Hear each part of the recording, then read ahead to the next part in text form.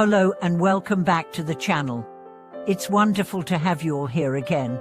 If this is your first time with us, thank you for joining, and I hope you find today's topic insightful and meaningful. For those of you who have been following us, I'm so grateful for your continued support. It's your encouragement that helps us create content that's truly valuable. Today, we are going to delve into a fascinating question, one that many practitioners face as they embark on their spiritual journeys. What's the difference between chanting, reciting sutras, and listening to teachings?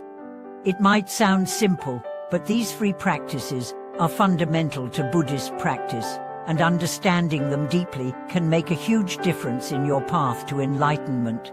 We'll explore the purpose behind each of these practices, how they differ, and why all of them are essential for a true practitioner. Whether you're just starting out or have been practicing for years, this discussion will give you valuable insights into how to make the most of these powerful spiritual tools. Understanding chanting, a bridge between the mind and the divine. Chanting is one of the most common practices in Buddhism, and it's often the first practice that many people engage with. But what does it truly mean to chant? Why is it so deeply connected to the path of spiritual awakening? At its core, chanting is a way to connect the mind and the body to the divine. When we chant, we are focusing our thoughts, bringing our minds into a state of stillness, and harmonizing our energies with those of the universe. Chanting is not just about repetition, it's about creating a sacred vibration within ourselves and sending that vibration outward into the world. One of the most well-known mantras in Buddhism is the phrase Namo Amitufo, or Nam Amida Butsus in other traditions. This phrase is a simple yet powerful invocation of the Buddha's name, meant to evoke a deep connection with the Buddha and the Pure Land. When you chant, you're not just saying words, you are inviting peace, clarity, and wisdom into your life. The benefits of chanting are not merely spiritual, but can be deeply practical as well. For example, many practitioners report that their minds become calmer, their thoughts more focused, and their sense of peace deepens with regular chanting. It's as if the act of chanting aligns their inner world with a higher vibration, helping them face life's challenges with a greater sense of clarity and composure. But while chanting is incredibly powerful, it is not a standalone practice. To truly benefit from chanting, one must understand the purpose behind it. Chanting is not just about saying words, it's about the intention behind those words. It's about purifying your mind and aligning yourself with the spiritual truths that these words represent. Without a sincere heart and focused intention, chanting is merely an exercise in vocalization. However, when practiced with mindfulness and devotion, it can become a transformative spiritual practice that opens the door to deeper insights and wisdom. Reciting sutras, engaging with the teachings of the Buddha. Next, let's explore the practice of reciting sutras. Sutras are the sacred scriptures of Buddhism, containing the teachings of the Buddha and the path to enlightenment. But how does reciting a sutra differ from chanting? And why is it so important? Reciting sutras is a practice that allows us to directly engage with the Buddha's teachings. The act of reciting a sutra is not just about memorizing words or phrases, it's about deeply contemplating and internalizing the wisdom contained within the text. Sutras are not simply texts to be read, they are guides to understanding the nature of reality, the causes of suffering, and the path to liberation. The sutras provide a framework for understanding how we relate to the world around us, and how we can transform our experiences through mindfulness, compassion, and wisdom. When we recite a sutra, we are not only recalling the Buddha's words, but also reminding ourselves of the principles that guide us on our spiritual journey. Through repetition, we start to embody these teachings, integrating them into our thoughts, words, and actions. However, simply reciting the words of a sutra is not enough. Just like chanting, reciting sutras requires focused attention and a genuine desire to understand their meaning. Without this inner engagement, reciting a sutra can become an empty ritual, but when done with mindfulness and reverence, reciting sutras can be a powerful tool for cultivating wisdom and deepening one's understanding of the Buddhist path.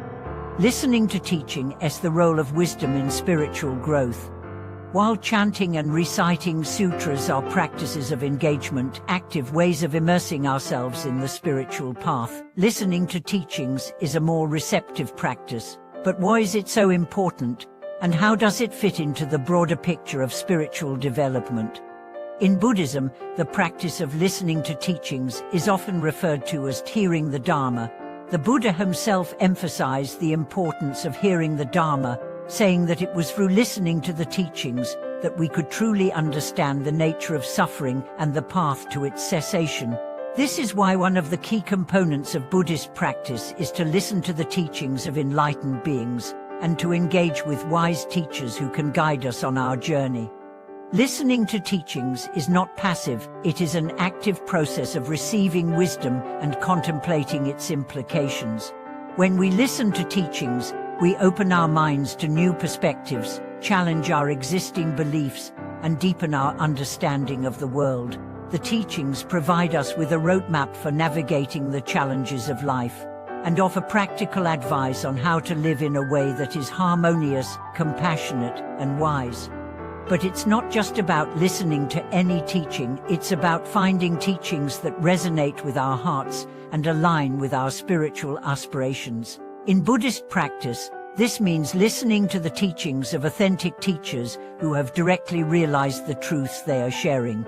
These teachings serve as a compass, helping us to navigate our way through the complexities of life and stay on track towards liberation. Integrating chanting, sutra recitation, and listening to teachings into your practice. So, how do these three practices, chanting, reciting sutras, and listening to teachings, fit together? Each practice serves a unique purpose, and when combined, they create a holistic approach to spiritual growth. Chanting is the practice that helps us purify our minds and hearts, aligning ourselves with the divine and the Buddha's wisdom. It is a practice of devotion, concentration, and transformation. Reciting sutras, on the other hand, allows us to directly engage with the teachings of the Buddha, reminding us of the truths that guide us on the path to liberation. Listening to teachings complements both of these practices by helping us gain a deeper understanding of the Dharma, challenging our preconceived notions, and offering us new tools for navigating life's challenges. Together, these three practices create a powerful foundation for spiritual development. By chanting, we clear the mind and align ourselves with higher energies. By reciting sutras, we deepen our understanding of the Buddha's teachings. And by listening to teachings, we open ourselves to wisdom that can guide us in all aspects of life. These practices are not separate, they are interconnected, each one reinforcing and supporting the others. Concludes and the path of a true practitioner. In conclusion, the difference between chanting, reciting sutras, and listening to teachings lies in their unique purposes and their roles in the spiritual journey. Chanting purifies the mind and aligns us with divine energy.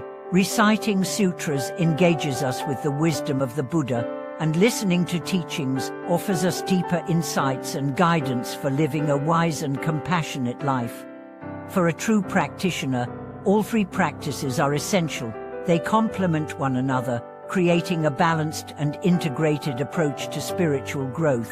By embracing all three, we open ourselves to the full potential of the Buddhist path, deepening our understanding, purifying our hearts, and transforming our lives in profound and lasting ways. Thank you so much for watching today's video. I hope you found this exploration of the difference between chanting, reciting sutras, and listening to teachings insightful. Please share your thoughts with us in the comments below. What has been your experience with these practices? How have they shaped your spiritual journey? If you enjoyed this video, don't forget to like, subscribe, and share with others who might benefit from it. Your support means so much to us, and we look forward to bringing you more content that can help deepen your practice and understanding. Thank you for watching, and we'll see you in the next video.